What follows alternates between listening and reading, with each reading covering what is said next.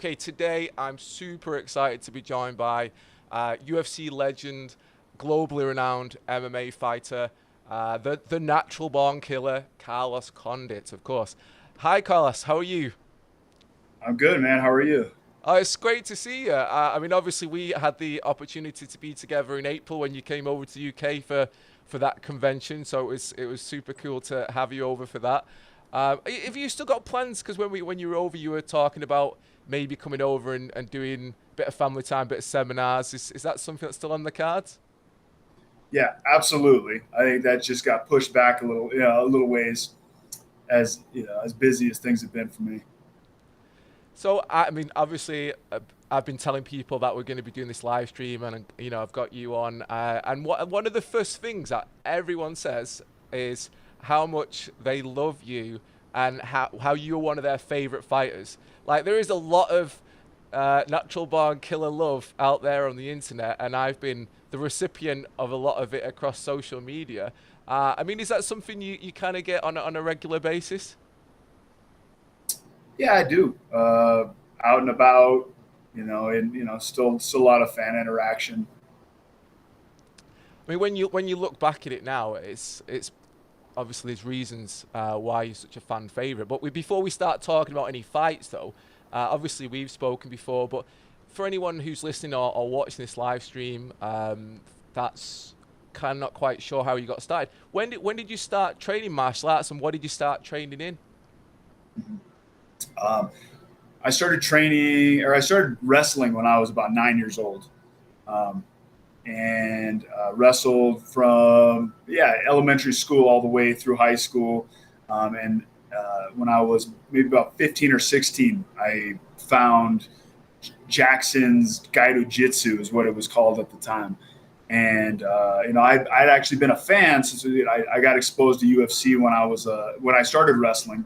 Probably 93, 94 years, 90, 93, 94, and was a fan. Was just like I was hooked, and I was into martial arts movies and Ninja Turtles and all that, and uh, followed it for a while, kind of in the dark ages. With me and my friends were avid fans, as avid as you could be before there was internet or any TV deal for the UFC. And I decided at a certain point I wanted to get into it, and I looked in a phone book and found Jackson's. It's funny you mention wrestling because I'm guessing when most people think of you, they think of striking. They imagine that you kind of grew up just literally punching and kicking things. But wrestling was the first one that you got into then. I was definitely probably punching and kicking things also, but wrestling was the one that was. Yeah, my dad had been a wrestler and did judo a little bit and knew that the grappling arts were a fantastic base. So I mean, I of course I don't think he was thinking about me being a professional fighter at the time. He was just trying to put my squirrely ass into something. I mean, already on the comments, I can see, same thing that I was telling you, Eddie C, what a legend. And again, if when you look back at your career now, because obviously you retired not too long ago. Um, Again, I'm probably jumping ahead of myself here, but how do you feel now? Like you've had that little bit of a gap now between retirement and obviously now. How are you reflecting on your career and where you are now? In terms of the journey that you went through. Mm-hmm. Um, I have an immense amount of gratitude for the opportunity to pursue my passion and to make a living and to travel the world and to meet a ton of cool people, like yourself. And I and I still get to do it. Now I'm in a position where I have a little bit more time now.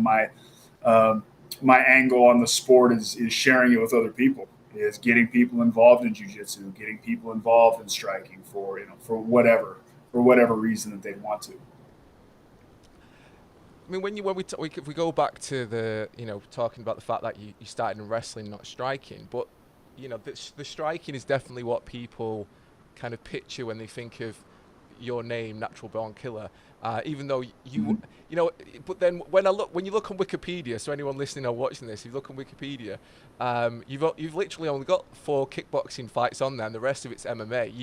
You're one of the true generation of going straight into some kind of mixed martial art rule set. Obviously, those rules were still quite new back then, weren't they? And they were different in Japan, and they were different in, you know, different promotions. But, you know, most of your competitive career has been in MMA and not striking. But what do you credit that kind of ability that you have? I mean, and you know, I've got to say, like, I go all around the world. You know, I think of myself as, you know, a bit of a striking fan. But no one kind of strikes the way that you do in that level of fight. You're so hard to read, rhythm breaks, and people sometimes, when they look at it, I'm guessing they'll think, oh, you know, it's luck or it wasn't planned. But if someone actually watched all your fights, they'd realize that there's no luck. It's just you kind of playing with different angles, different kinetic ranges that other people wouldn't do. You know, so where did that come from then? Because obviously, you know, you mentioned you started in wrestling, but you know, you've got a complete aptitude for striking.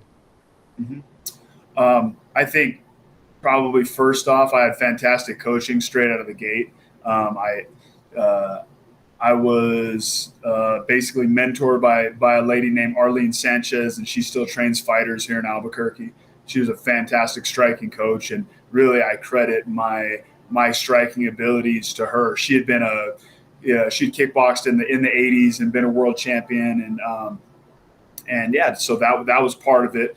You know, also I love it. It's like a creative outlet for me, and that's kind of what I try to bring to my striking. It's like, yeah, everybody's got the, you know, 1-2s and the 3s and all the basics, and it's you know, absolutely imperative. But now put that together in a creative sequence that nobody's really seen, and then that, you know, hopefully will give your opponent problems, and they will have issues, and you'll be harder. You're not just that same guy that throws the same things. I mean, there's a ton of videos of you on the internet, but I'm gonna pull up a couple now. This one here, and I'll just switch the view. So anyone who's just listened to this, you're gonna miss out. I'm guessing you've seen this before. You know, it's a highlights reel of you. Have you watched this video before? Maybe. Yeah. So this one, the music to it, I'm not putting it on because like copyrights a BITCH on the internet, but it's Sucker for Pain. It's perfect music for this highlights reel. And again, you know, fast forward it a little bit to the striking, you know, spinning elbow. That's what I'm getting, like jumping knee there. You were kind of, and again, this is what people have been saying to me about being a fan favorite is you never seemed afraid to let it go. You know, you were ready to let it go anywhere, anyhow. Is that something that evolved over a period of time then, or were you kind of like that from day one?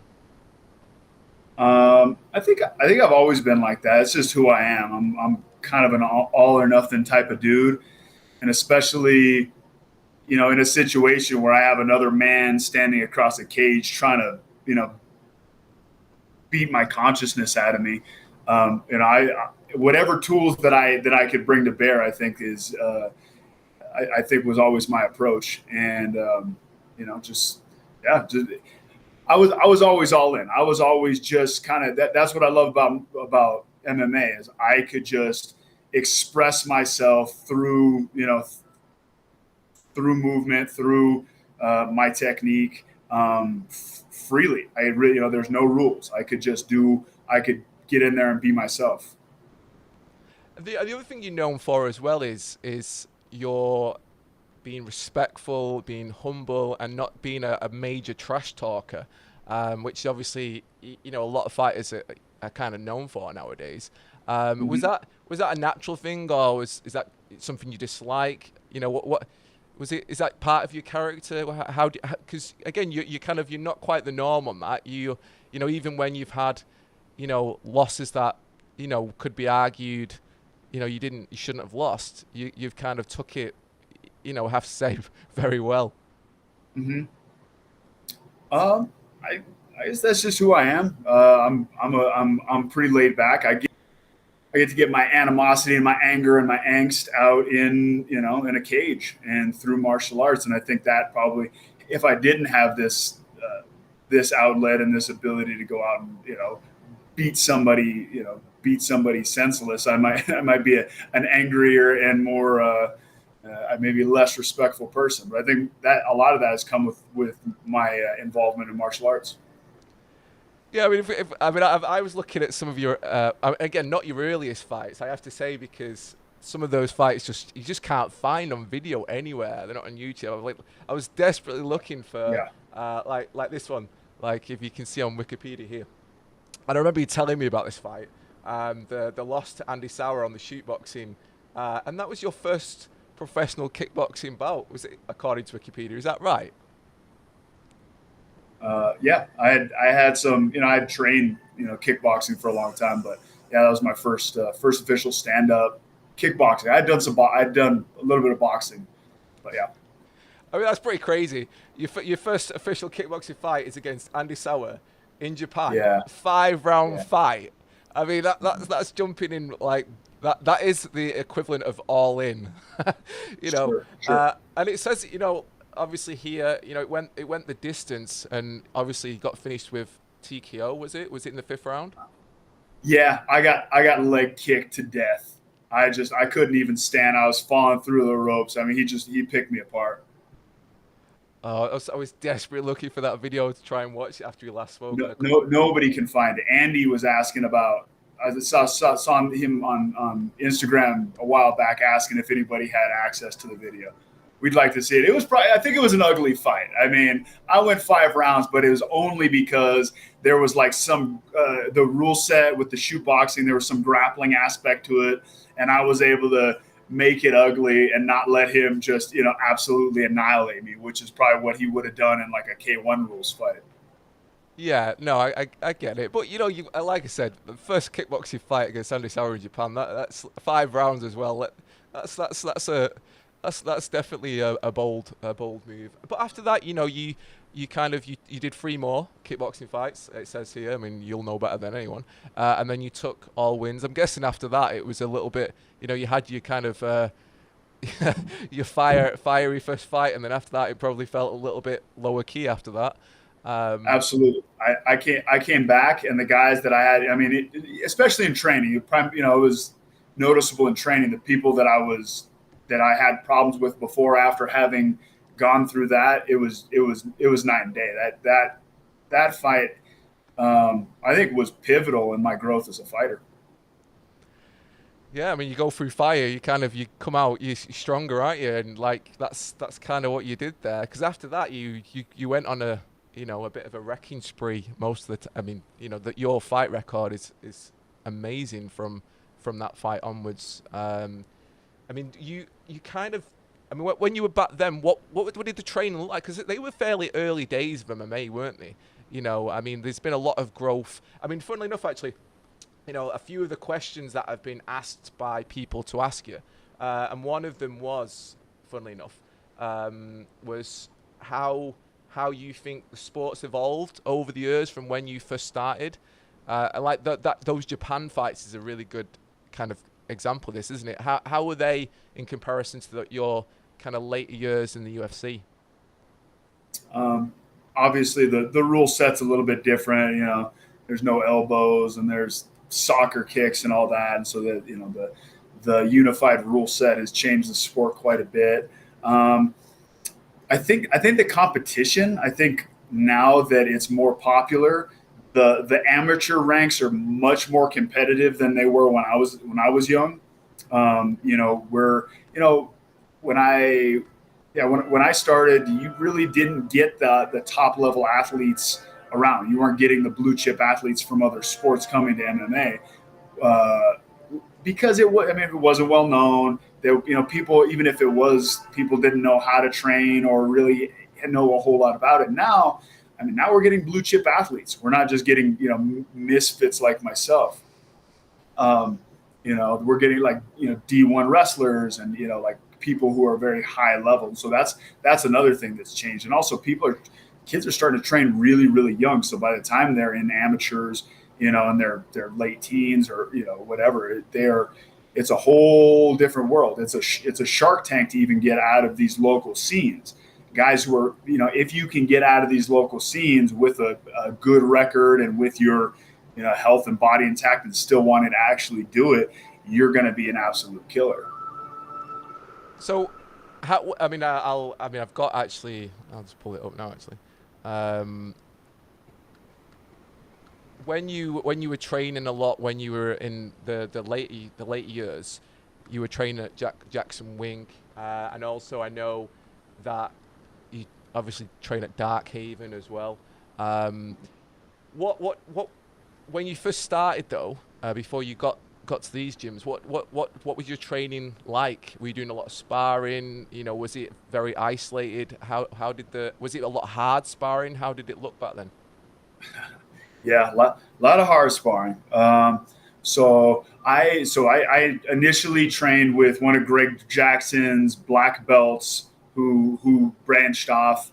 I mentioned Arlene earlier, and then Tom Vaughn was one of Greg's initial black belts and had his own gym. And that's what I trained with. Yeah. So we're talking I was like 15, 16, 17 years old training with grown men. So, I think that's why I learned, I developed a pretty good guard because I was just not physically strong enough to even, compete with these guys at the time. So I had to get crafty. But yeah, lots of hard sparring. Of course, I love to fight. You tell me I get to go in and fight every day, I'm going to go and fight every day. Right. And, I am not a proponent of that anymore. Now, having a little bit of age and wisdom, hell no. When I'm training fighters, there's going to be hard sparring, but it's going to be deliberate and it's going to be supervised and not just, Thunderdome every goddamn day. I mean, for someone who's come through so many wars, you're remarkably you seem remarkably in great shape, great spirits. I mean, you must be built of titanium or something, with Peter Pan genes, keeping you ever youthful. Yeah, I don't know, man. Maybe it's genetic. So another question that someone asked actually was, who are the fighters you looked up to when you started training? Who are the people that you were like, oh, that's what I want to be when you first started out? Did you have favorite fighters, favorite strikers? So I liked, I think his name's Marco Hua. Remember Marco Hua from early UFC? And he was really one of the kind of the prototype for the modern fighter. He was a high-level jiu-jitsu guy, and he had phenomenal kickboxing. And I remember watching him as a kid and seeing, because everybody at the time was like, oh, I'm a wrestler, or I'm a boxer, like it was all it wasn't mixed martial arts. It was just the Ultimate Fighting thing.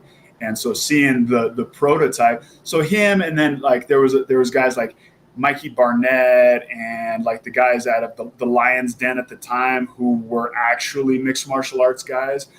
And then on top of them, I like Matt Hughes. I mean, I was a wrestler, even though that wasn't, I wasn't the best wrestler in MMA, but I was a wrestler. And so watching Matt Hughes and his dominant run, I liked him a lot. And then, any number of fighters. I mean, I could go on and on. I'm a huge fan. So now that you've obviously retired, do you find yourself watching less fights, less engaged, or are you watching more? How do you, now that you're not competing yourself, how do you view the scene now? I watch way less fights. I've actually kind of checked out, especially even like I unfollowed. I didn't unfollow. I muted the UFC on Instagram because it's hard for me to see all these updates of these fights, especially my weight class, and like not like start to feel antsy, like, hey, well, maybe I could do another run. Where in reality, I'm done. I'm done fighting. My martial arts life looks different now. I'll probably compete in jiu-jitsu for sure. But I'm hopefully I'm done getting punched in the head forever. But people will say, "But you're so good." I know it's there has to come a point where you have to kind of stop, and I think you kind of timed it well. To be fair, you didn't, your legacy as a phenomenal fighter, phenomenal striker is intact. There's no doubts about that. And again, from all the comments and all the people that I've spoke to, there's no one who said anything negative about you. And in fact, I think if I go on the UFC,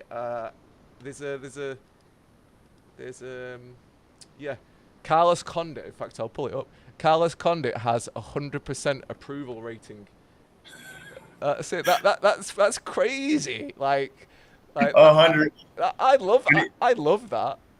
I need to run for office. I can see it now. Like Arnold Schwarzenegger, President Condit, like 100% approval rating. That's unheard of, and they've led with that because no one else, I'm guessing, has 100% approval rating. What is an approval rating? Like what? How do you even quantify that? That's hilarious. I have no idea, but it sounds pretty good. Yeah, sure. Hey, let's go with it. I'm gonna put that on my resume. I think you should. I think you should put it in the bio of your social media. 100% approval rated. I think I'm going to. And again, this is an article on the UFC. And it's just obviously talking about your career, and all some of the standout fights, which kind of brings me on to the next one. Actually, is like I love this. This is like you in 2006 in Japan. Like you look mean in these Japanese fights. I mean, how was the crowd? Were they giving you a good reception, or because typically in Japan? I mean, I'm sure it's the same when you went. You have to do amazing things to win. You have to knock out. You have to submit. If you leave it to the judges, I'm not saying there's a home bias. Well, maybe I am, but there's definitely an error on the side of you've got to do something special to win when you travel over there, and especially.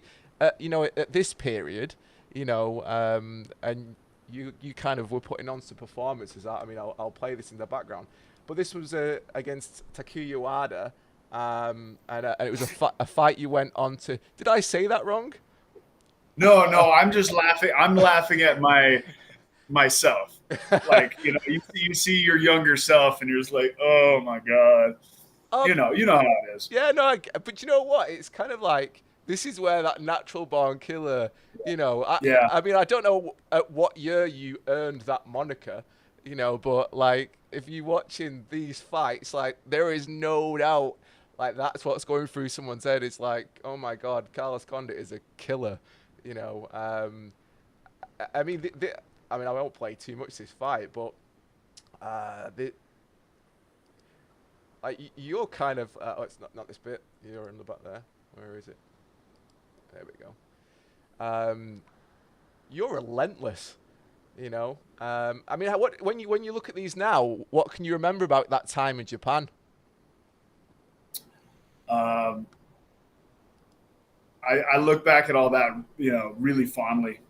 I'm from New Mexico. I'm from, kind of the edge of the desert out here. I'd never really seen a lot. I was pretty, wasn't really wise to the world, and getting the opportunity to go and see other cultures, especially going to Tokyo, this major metropolis, and then getting to fight in a place that has this reverence for martial arts and for the warrior spirit. And it was fantastic. I think again, and when I fought Andy, that was in Japan. That was the first time I went to Japan, and then all these subsequent fights were in Japan. And I think all that shaped me. It shaped me as a person, shaped me as a fighter. I mean, you mentioned fighter spirit, funnily enough, and that was someone else's question. Was like, how does someone develop this fighter spirit? And I'm guessing when people look at you, it's that combination of you're all in, you're there for the fight, but you're respectful and humble, which we've already talked about. And that is quite. They're the sort of values that you attribute to the Eastern arts, the culture in Japan. So do you think was that already in you before you went there, or was that something you took on board from being there? Yeah, no, I mean, I started wrestling when I was young, and when it was always you wrestle your ass off, whether you get your ass kicked or you win, you go and you shake the other coach's hand. It's all about, you leave it out there, and respect, or at least some level of etiquette was always important. That's how I was always brought up. Yeah, with regards to like the respect part of it, warrior spirit thing. I don't know. I think part of it's just in me. I don't know. I've never lived in anybody else's shoes. I don't know what it's like to be anybody else. But from a young age, I just always, if I got hit, I liked it. My adrenaline started flowing. I liked to. I was a rough kid. I liked to get after it. I like to fight and play war. And I think just from the get go, I'm geared towards being a warrior. I mean, if I go back to Japan a second, there's another fight here, and this was against Tatsunori Tanaka, and this is one that's quite often brought up because of the way you finished the fight. And it was with a stomp kick, because that's again the rules in Japan at that time. They allowed that, didn't they? Mm-hmm. Yeah, it gets the job done.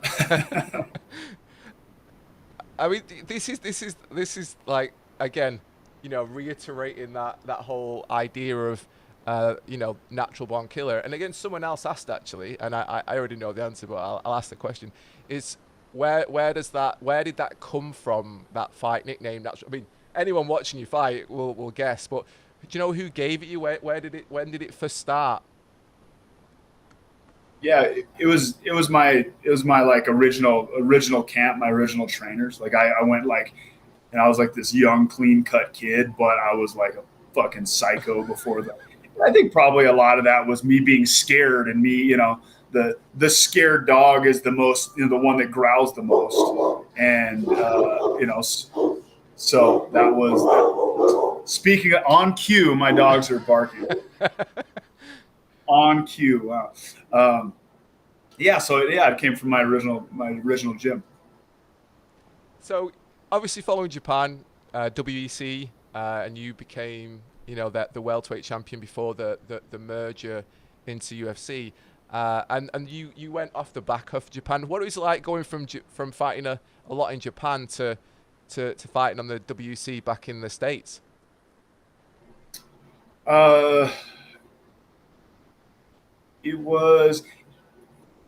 Japan kind of seemed like it was off the beaten path a little bit. Like I was getting this experience, biding my time, getting some wins, but it was like a side mission.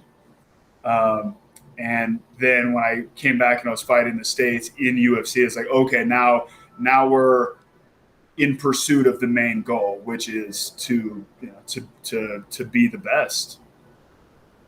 Well, I've collected some questions from people, and a couple of them have been about certain fights, so I'll just throw a couple of these in now. So obviously you fought Dan Hardy 2010, UFC 120. Obviously a lot of people know how it ended. I'll play it for people who are watching in a second. But what were your thoughts leading up to this fight? How did you rate Dan as a potential opponent? He was coming off the title fight against GSP. So he was the guy to beat in the division at the time, and he had a bunch of spectacular knockouts. And I was scared. Like I was confident, but part of my process is like, apprehension. And, I never look at my opponent like, oh, he ain't shit. I look at my opponent like, damn, look at all the ways that he could beat me. And then I work from there. And so, and that's, it'd be nicer to just think that I was, I'm just this, this absolute killer that can beat anybody. But no, I was nervous as shit going into that fight. Up until the drive to the event center, I was crawling out of my skin with anxiety. Yeah, it's funny, isn't it? Because people would not think that when, I mean, you look at just some of the videos we've shown, your face changes, doesn't it, when you go in the cage? You've got you're in that mode. Mm-hmm. But I guess that's part of your temperament, your characters, is that respect over kind of, not over, but analyze your opponent's strengths and and pay the respect in training. I'm guessing like every time you felt that way, you trained harder as a result. Yep, absolutely. I use that to fuel me.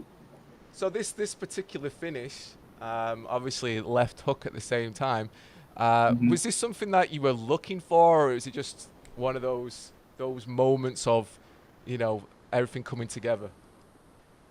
Well, I left hook has always been a great tool for me. And if you rewind it, like leading up to the knockout, I'm managing distance with that oblique kick to his leg. So if you see him, Dan's got a fantastic left hook and has knocked plenty of people out with his left hook. The reason that I knocked him out and he didn't knock me out is because I was managing that distance. He was on his back foot, and if you see, I'm coming forward. I get lower. I load up lower. I load up and I come more from my legs when he's on his back foot. So there's a number of kind of nuance that set up, or a number of nuanced things that set up that knockout. Yeah, I mean it's an amazing fight to watch live. But it's, all your fights, I was watching quite a lot this morning actually. Just you can easily watch your fights back. They're not like I'm not gonna. It's like watching a favorite film. You can watch them back and you can start to appreciate, sometimes the little things you didn't see the first time, because they're always high energy. And and again, I'll take this quote that I saw somewhere and I thought it was a really good quote.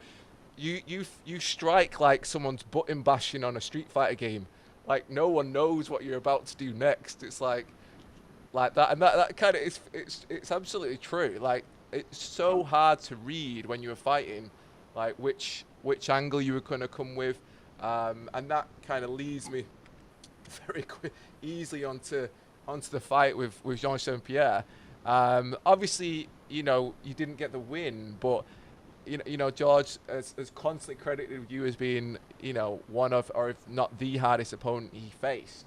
And he's gone, in his interviews leading up to the fight, one of the things he was saying was, because you're so unorthodox, it's completely dangerous because you're so unpredictable. I mean, you must have gone into that fight, given what you've just said, about Dan Hardy, you must have gone into that fight preparing like hell. Mm-hmm. I was, yeah. I'm fighting the guy, right? Every time I stood across the cage from somebody knew. It was like the next level in Mike Tyson's Punch Out. It's like, you start with Glass Jaw Joe, and then you got and everybody levels up. And at a certain point, I'm standing across the cage from the guy, the boss of the whole damn game. And the one that is the one bit of it that's again often repeated, even again by George, is the head kick that you knocked him down with. And actually I put up a video that we did together when I was in Albuquerque where you kind of went through it. And when I put it up, there was one person commenting as like, in fact, I think there might have been two people commenting, and they were like, oh no way did you set that up. It was just it just happened. And I was like, yeah, you're not watching what you do, because you do that kind of movement quite a lot, don't you? You kind of you do drill like that and set that up. Sure. Well, and I would say that they're not wrong. I did just kind of pull that out of my hat in the moment, but it was a conceptual thing that we had been working on, of kind of going high and low and a misdirection. So basically that's a misdirection, right? The whole the whole idea of that sequence is you pull your head off to the left, you dip, they follow your head with their eyes, and then your kick comes up after the fact.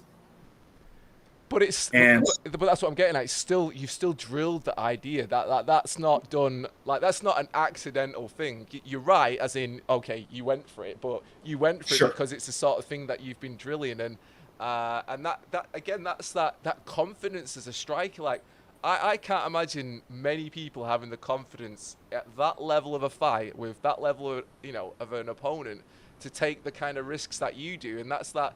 Again, that confidence in your ability. And I guess, again, you don't overthink it, do you? You kind of just, you just went with it. And, like, George did not read that kick coming at all. Sure. Yeah. So as far as, if you're thinking in there, you're already too late. Like, that's, it kind of has to just flow. So, and at that point in the fight, I was getting my ass kicked. I had lost, I think maybe that was in the fourth or the third or the fourth. And I was losing all the rounds, like, not terribly, but, George was doing what George did really well at the time, hold me down, hit me with elbows. And so I had to do something. So in that round, you could see me start to pick it up, and I'm kind of pulling everything out of the bag. Cause this is my shot. This is my title fight. This is what I've been waiting for my whole life. And I guess, the final fight that we have to talk about, and this is the one that most people have said, and I guess what's kind of coming, because I'm guessing a lot of people have said it, was the fight against Robbie Lawler. When you look back at it now, I rewatched it all this morning, actually. When you have you watched it back? How many times have you watched it back? Have you just watched it back once, or have you watched it back a few times? I think maybe once, maybe twice in its entirety. When you look back at it now, obviously a lot of people. It was a close fight. There's no getting away from it. But a lot of people do feel that, you've done enough to, earn the nod, so to speak. What are your thoughts when you look back at it now? I think I should have got the decision. Other than that, I don't really have much to say. I think I should have got the decision, but then again, that's leaving things outside of my control. One of the cool things about, getting in and competing in this sport is, like, your destiny is in your hands, and it's make or break, and you can take that and do with it what you will. And I didn't capitalize on certain scenarios, or I wasn't able to because of what a fantastic fighter Robbie is. But I feel like I won the decision. Like, I should have won the decision, but also, like you said, it's a close fight. Yeah, no, it's one of those fights that you can kind of see the arguments, maybe, but. That was almost it right there, too. Right out the gate, I dropped him and he went face first, man. That was almost it. I was so close in two different title fights against these great champions. So close. And that's it. There was some amazing moments in this, this fight in particular. Obviously, like you said, with George's game plan is one where it's taking down and controlling, whereas obviously Robbie is not a similar game plan, but it's very stand-up based, isn't it? He's planting his feet, he's looking for that big shot, and you're being a bit more elusive, creating angles, being more unorthodox, and there's a huge striking chess match going on throughout this fight, and people say it's like one of the best fights in UFC history, which must give you a little bit of comfort, I guess, to some extent. Yeah, absolutely. Like the wins and losses, of course, I would have got a bigger paycheck and I would have been the champion and everything. But just to have been involved in this, just having pushed myself for me, this whole thing was about testing how far I could go, what I could and couldn't do. And so the opportunity to get in there with a dude like Robbie and both of us push each other to the limits to really see what the fuck we're really made out of. That's special. I don't care. I don't, at this point, that's spilled milk. I don't worry about it too much. No, But and that's what that's what I love about you is you kind of let it go, and you don't hold any animosity or anything like that. Because again, hell no. you both amazing, and again, he's exactly the same, thinks just as well of you. I mean, look at that hook kick. you know, the the striking that you both put on here was, an example of both your abilities. I guess it's just being the creative kind of striking wizard that you are, you're kind of. I mean, again, I think with this fight as well, you brought a different intensity to it. I don't know if it's just me, but you look like you wanted this fight so bad. Yeah. I mean, you're always got that game face on, but you were straight out the gates on this fight. You were like, there was no relenting in your will to take this fight. Yeah. Yeah. This is the pinnacle, this is one of the pinnacle moments of my career. And what a crazy experience like that. I was beat to shit after this fight. This fight took a lot out of me, and it did. I say that I'm over it and it's spilled milk. It took me a long time to get over it and to really process the kind of falling short of this dream, even though it's like I went farther than I ever thought I would go. I never thought that I would be fighting for the UFC title fight. And even the people who were around me didn't necessarily. I wasn't like this guy who was like, oh, this is the guy. I was this guy who was like, whoa, shoot. Like I remember at one point my coach, I started winning these big fights and he's like, I don't know what you can't do. Like we don't, I was very much a dark horse, I think, in a lot of people's mind, my entire career.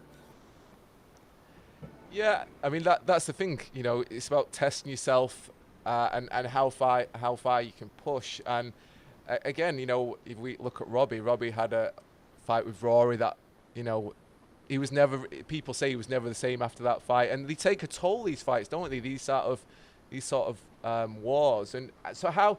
I mean, given after that fight, and I'm guessing people would have been saying to you, oh, we thought you won that, How did you view fighting after that?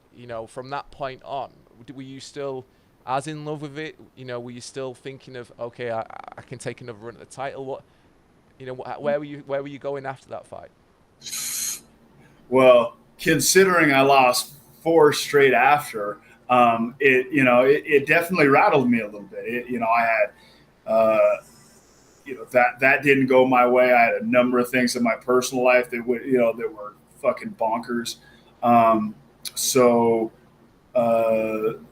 Yeah, I think it made me reevaluate things. I got into I had a bit of I had a rough time after that.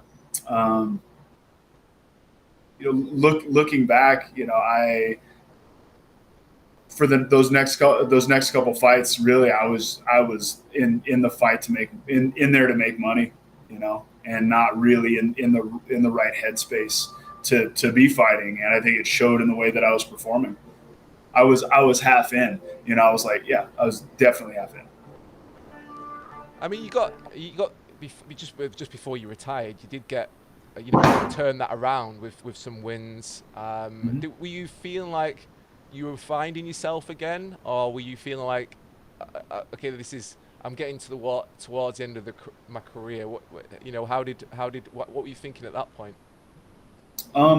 It was both. It was definitely towards the end of my career, but let's enjoy the shit out of it while we can. My last two of my last 3 fights were in Abu Dhabi, which was an amazing experience to go out and do Fight Island. It's like that is a really unique thing, especially like 9-year-old me would be in awe of the fact that grown up me got to go and do a Fight Island. I was this fan of all these Jean-Claude Van Damme movies, these the Kumite type thing, and the Fight Island had a little bit of that vibe. I mean, it must have been very cool to be a part of that when that was going on.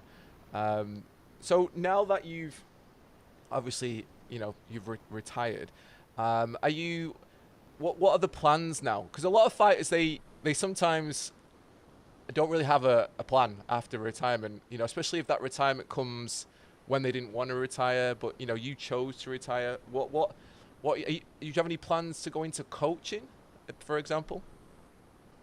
Um, yes, I don't know exactly what that looks like though. Like I love to teach seminars. I love to travel, love to teach seminars. That's one of my favorite formats. Um, I work with a couple of people here in town. Um, I have some concepts in my mind. I have other things that I'm doing right now, but when I do get some time and I do get some bandwidth, I do plan on opening a studio here. And And I'm sure it'll be amazing. Like one of the things, sorry to interrupt, one of the things that people say is, how lucky would you be to be trained by Carlos Condit? And I'm like, I can't argue with them because, what do you not bring to the table in that sense? Your skills are multifaceted. You've got the Mhm. depth of experience that you have, and not only that, but you're one of the coolest, most laid back people that I know. So it's like a complete package there. Well, thank you, Stuart. I appreciate you. Um, yeah. So, and I don't like again. I don't know exactly what that looks like. I'm not trying to like run a gym and like have tons of classes and this and that. So probably the format of my studio will be a little bit different, a little bit unique. But I love teaching new people. I've been working with Aaron Pico a little bit. Who is like a contender in Bellator at I think 45. Talk about blue chip athletes. This kid is fantastic. So getting the opportunity to add a little bit of add some layers and add a little bit of spice to his game with what he already brings to the table has been incredible. And then seeing him then put that into, I mean, he hasn't fought yet since we've been working, but I can't wait to see what he does with that. I mean, you must be seen as, if we talk about who did you look up to when you were younger, I mean, you're going to be like the inspiration for a lot of these younger MMA fighters, younger athletes coming up through, they'll have watched your fights and, I'm guessing that they'd all love to have that opportunity to train with you at some point, whether it's seminars or whether it's through the studio, that you're setting up. And I'm guessing that'll be in Albuquerque. You've got no plans to move from New Mexico? No, Albuquerque's home. So one of the other things that I know you have on is Oddfellow, and for people who watch, like, what's Oddfellow? Oddfellow is a marijuana company, isn't it? It is. And how did you Yep. how did you get involved in this, and what is what actually is it for a start? So yeah, I'm partners in a company called Oddfellow Cannabis. Uh, how I and so recreational cannabis is legal in New Mexico. It just became so in April of this year. We got our license in January and started to produce. We're at this point we're a grow. We grow cannabis. How I got involved. I had a coffee company for maybe 4 years. For 4 years, doing distribution, doing different stuff, and then we opened a brick and mortar right at the beginning of COVID, and basically got squashed by the whole pandemic thing. And on almost one of our last days of these events that we did for the coffee company, I met my now current partner in the cannabis business, and he's got a lot of experience. So I've been learning the ropes and trying to see where I can add value with the company, and and like learning a lot. So, I mean, obviously in the UK, I'm over in the UK. We don't have these glorious things over here. But I've been going to Holland since I was younger, so I know countries where it is allowed. So what's the future for Oddfellow then in the States? What does that look like? Well, so uh, uh, marijuana regulation is state by state. I think you and I talked about that. You were pretty blown away that laws and everything's changed so drastically from state to state, but that's how it is here. So until it goes federal, we're in New Mexico, and won't be leaving. Well, we'll be in New Mexico, and then also my business partners are from Mississippi, so we'll be New Mexico and Mississippi for a while. So we're growing right now. We distribute to retailers and dispensaries, and we are also working on our own retail. Where we'll be able to, we have the source, we have the tap, so to speak. So so that it's just exciting, and I'm kind of heading up the retail thing right now. Yeah, no, it sounds really cool, and like I said, I'm looking forward to seeing where you go with that. So, just before we finish though, I've got a couple of questions that I've not asked that were given to me. I'll throw a couple more in. I'd be here all day if I put them all through. But so I'm not sure if you're the kind of person who is this, but do you have favorite combinations you like to drill? That's what someone's asked me to ask you. Favorite yes, they're just the basic shit though. I mean, it's more like ranges. So, ones and twos and threes and 1-2 body shots. And then I throw some elbows in there and some kicks. And, I mean, I could probably, I don't think I have my Instagram right now, but me and Brandon Gibson, Six Gun, have some crazy sequences where we're doing all kinds of wild shit, which is that's a lot of fun, whether it's applicable to, actually fighting. I mean, I did it. I mean, we just played a bunch of my fights and it's me doing all this, this kind of unorthodox stuff. But yeah, I mean, basic, I really just like drilling basics, and then, yeah. And I'll give you one more then. Let's have a look.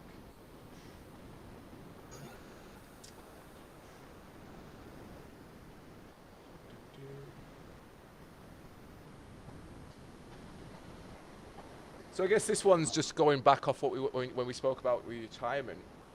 A lot of fighters saying how a lot of fighters find it difficult when they retire. And someone's asked how are you personally dealing with retirement?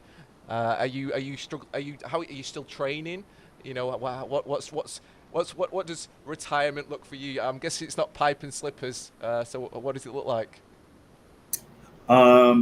It looks like me going to the gym every day because I have to, whether I want to or not. I feel, if I stop moving, I'm gonna fucking calcify.